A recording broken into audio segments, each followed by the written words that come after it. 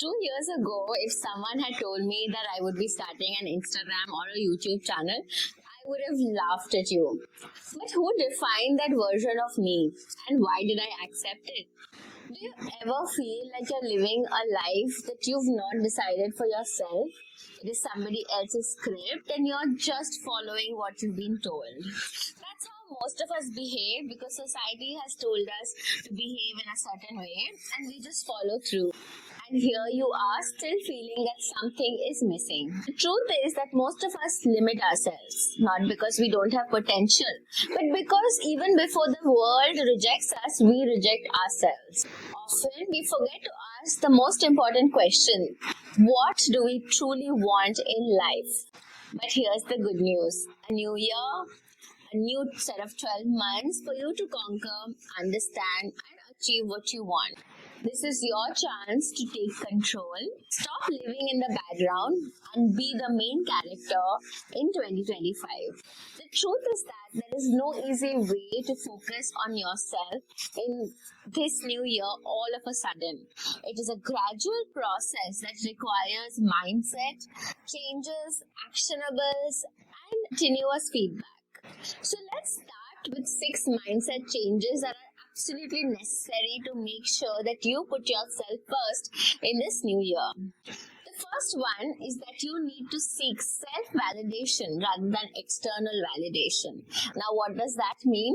It means that when you accomplish something, even if it's very small, you need to pat yourself on your back rather than wait for somebody else to tell you how great you are.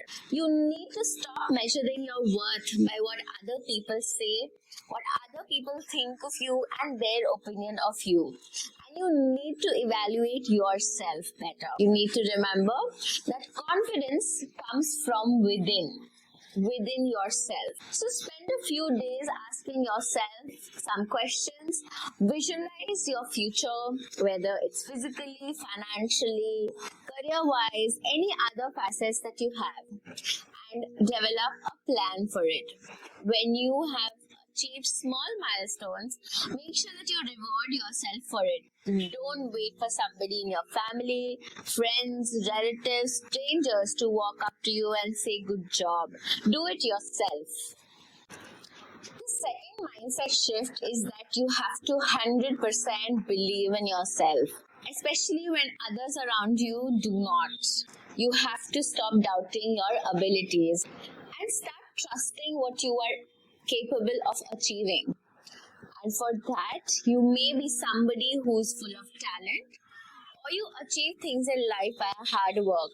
You need to know your process to success. Why I'm saying that? Because each of us have a different way of achieving our goals. So make sure you know what your strengths are so that you fully believe in yourself and the process that you undertake. My parents have been super supportive all my life, but there are parents who will keep telling their children that, oh, you are good for nothing, these are all your mistakes, look at somebody else's child, etc. That child grows up to be full of self-doubt, unable to give themselves confidence. You need to be able to change that if you've had a sort of negative childhood. We need to remember that all of us have our own timeline, and it's best to see how you have become a better version of yourself from yesterday than to compare yourself with somebody else. Number 3 is always work with a plan. Do not go into the battlefield without a war plan, which means that you need to chalk out your process. Having a plan is key to progress. Anything that you can measure will give you immense joy when you complete each level of the ladder. Define your goals and break them into smaller and more manageable portions. That way, you will get your dopamine hit every time you complete a small goal. You pat yourself on your back and feel good about it. For example, I took one whole year to lose 15 kgs. If I had told myself that I would celebrate only after I lost the entire weight, I don't think I could have kept myself motivated. So for every 3-4 kilos that I had lost, I used to go out and enjoy a small cup of ice cream or a bit of biryani, anything. Unfortunately, I've put back my weight, and 2025 is going to be when I'm going to lose it again. But you now understand that keeping yourself motivated and the frequency of the reward matters more than the quantity of reward. So make sure that you have a plan of how you are going to achieve the smaller portions of the bigger task. I also want to start reading the news. So I have decided that I'm going to take up one article per day. Even if I'm very bored in the middle of one article, I know I only have half an article to go. And after once I read the article, I know I can speak to my husband about the article and we can have a very fulfilling discussion. So that is my reward. So I have worked out my goal. I have worked out how I want to go about it. I've also worked out in the instance that I don't want to do it, how do I motivate myself? So have a plan. The fourth very critical mindset change is that move from a failure mindset to a growth mindset. We are all afraid of failures, but that is only going to hamper our growth. Try out many different things, try out as many things as possible, but give it your best shot. In that instance, what will happen is that you are going to learn from that failure instead of it just being a failure. For example, I managed a cooking channel on Instagram for the last 2 years and I considered it as a failure because I could not take off. However, I have learned so much about cooking itself, videography, being confident while speaking on camera, writing a script, and tidbits about being a content creator. So that has given leaps and bounds of knowledge, even though the end result wasn't what I expected. The fifth point is know your guiding principles in life. One very critical aspect of your life is that you should know that you need to know what you stand for. Are you a smart worker? Are you a hard worker? You need to define the way you work. You need to define your virtues. You should realize that honesty, kindness, perseverance, they are not just adjectives, adverbs, verbs, etc., etc. You need to really imbibe them and live basis them. So whenever you are faced with a difficult decision in life, you know what your values are and you stand by them. Over the long run, you'll realize that is what is going to help you.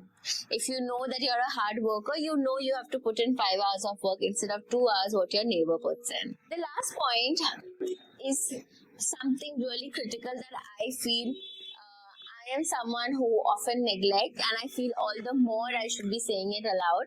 No matter what happens in life, focus on health. Prioritize your health, both physical as well as mental. Your mind and your body are your most precious asset. Make time for exercise, journaling, healthy eating, and rest. Don't compromise all of this, no matter how hard you're working and hustling. As a girl with PCOD, my weight gain happens really, really quickly. And every time I gain weight, I realize that my productivity gets impacted. I sometimes have brain fog, sometimes I am not able to get up in the morning, etc., etc. So you need to make sure that you have to keep your health under control so that everything else in your life can move smoothly. The second part of making sure that you are the main character of this new year is the people and the environment around you.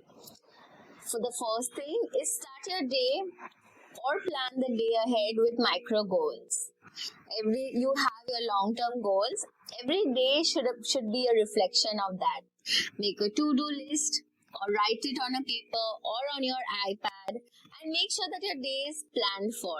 Micro goals help to keep yourself on track and it builds up to the larger goal even without you understanding. Whether it's sending an important email, taking a 20-minute walk, reading the newspaper, reading a chapter of the book, these micro goals will keep you motivated. They are the key to being on track and feeling accomplished. The second pointer is declutter your space. I am a terrible organizer. When my parents came to my apartment in Bombay a few days earlier, my mom decluttered both of my wardrobes. And every time now I open my wardrobe, my mind is so peaceful. Shout out to her for making it so clean.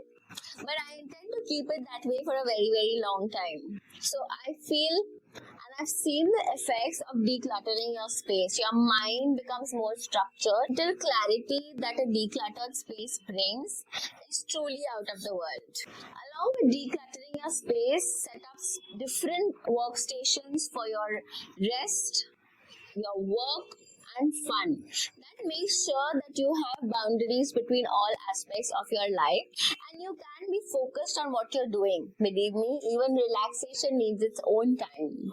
After all, a clear space leads to a clear mind. Number 3 is surround yourself with inspiring friends and family. Every time I meet a friend who's doing extremely well in life, I get so inspired and I'm really motivated once I'm back home. Similarly, if I go meet a relative who's really accomplished, even though he might be decades older to me, I now have an energized vision of how I want to become in life or what I want to accomplish. So while the saying goes that you are the average of 5 people around you, it is absolutely true. And with age, you will realize that sometimes when your intrinsic motivation is not up to the mark, these external factors of who you surround yourself with are very crucial. The last bit is practice. Taking action and stepping out of your comfort zone. Make sure that you do something new, something that you might be scared of. It could be once a week, once a month, once in a quarter. But at least have a small milestone in which you do something different, something that you are not usually comfortable with. For me, it is usually reaching out to people on LinkedIn. That is something that I'm not too comfortable with. So that is something that I am preparing to take on. Anybody I find inspiring or you find inspiring, you could reach out via LinkedIn. Ask for mentorship, ask for guidance, ask to be a connection. You never know which door opens up for you. The second point is simply take action. All of us keep saying that, oh, we'll do it from tomorrow. I'll publish the YouTube video when it's perfect after a week, etc., etc. But that just hampers our process for progress. As soon as we take action and we do it right away, and the quicker we take the next steps, we realize that the feedback loop is faster, and that in turn helps our learning curve to be much steeper. So no matter what you're planning to take up, make sure you do it right away. And finally, the very last component and most critical, and I think I keep repeating it in most of my videos because it's so crucial, self-reflect. Sit down with yourself at the end of the day, understand what you've done throughout the day, understand what went right, what went wrong, and have conversations with yourself. If you're unable to have that, talk to a confidant, talk to your spouse, your best friend, your parents, anybody who can be a confidant, and talk to them about what's going right or wrong in your life. Someone who will not judge you, including yourself. It's a very critical part of the journey in which you are going to be the focus of your life. And there you have it. Very simple steps, very doable steps of how you can make yourself the main character, the main energy of this new year. I'll see you again next week. Till then, bye.